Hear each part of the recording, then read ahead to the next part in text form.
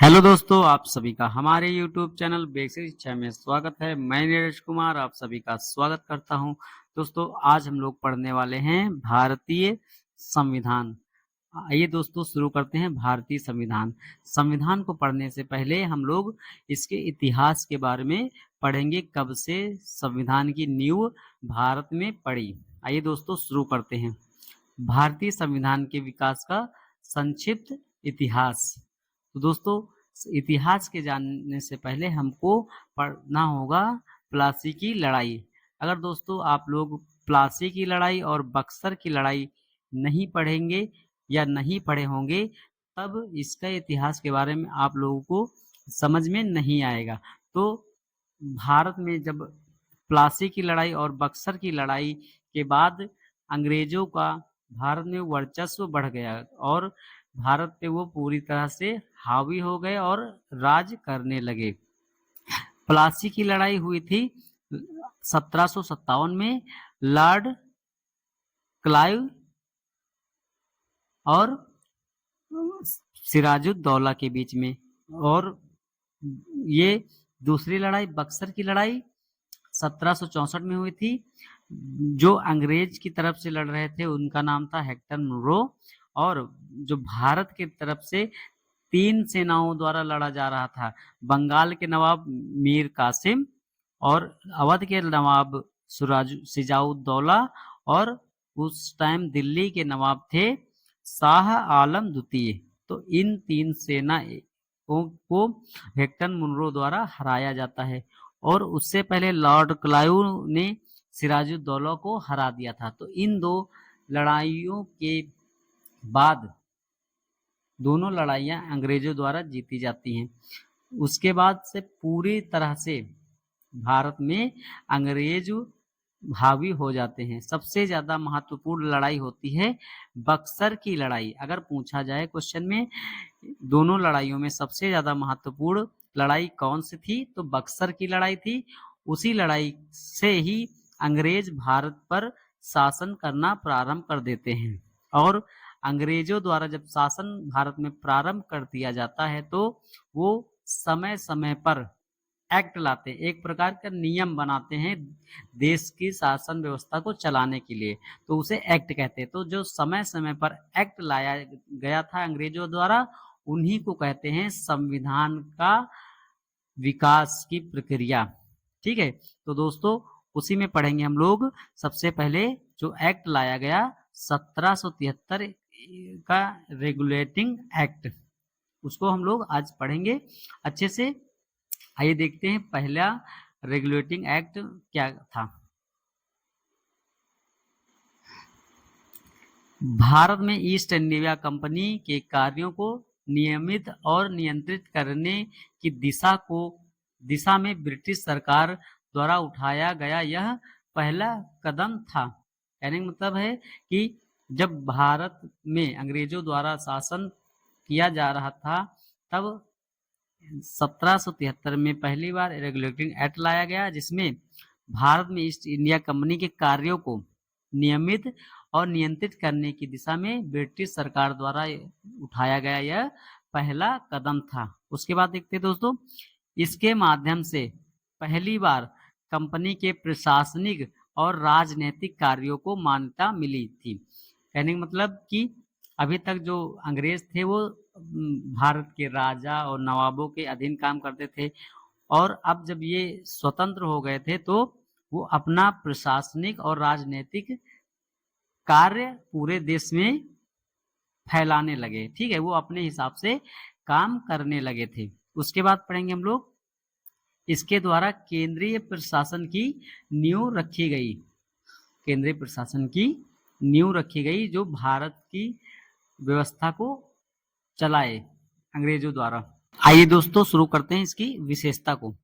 इस अधिनियम द्वारा बंगाल के गवर्नर को बंगाल का गवर्नर जनरल पद नाम दिया गया। 1757 की क्रांति में लॉर्ड क्लाइव जब विजयी होता है तो उसको बंगाल का गवर्नर नियुक्त कर दिया जाता है। ठीक है, और जब 1773 का रेगुलेटिंग एक्ट आता है, तब वह जो पद है वो गवर्नर जनरल के रूप में बदल दिया जाता है, ठीक है, गवर्नर जनरल के रूप में बदल दिया जाता है। और तथा मुंबई एवं मद्रास के गवर्नर को इसके अधीन किया गया। कहने का मतलब यह है कि 1773 में जो बंगाल का गवर्नर था उसका पद का नाम बदलकर गवर्नर जनरल कर दिया गया, और मुंबई एवं मद्रास के जो गवर्नर थे वो बंगाल के जो गवर्नर के अधीन काम करने लगे इस एक्ट के तहत। इस एक्ट के तहत बनने वाले प्रथम गवर्नर जनरल कौन थे? तो लॉर्ड वारेन हेस्टिंग थे। ठीक दोस्तों, अगर गवर्नर की बात की जाए तो लॉर्ड क्लाइव थे, और बंगाल के प्रथम गवर्नर जनरल की बात करी जाए तो लॉर्ड वारेन हेस्टिंग थे। तो इतना हमें याद रखना है, ये बहुत ही महत्वपूर्ण है।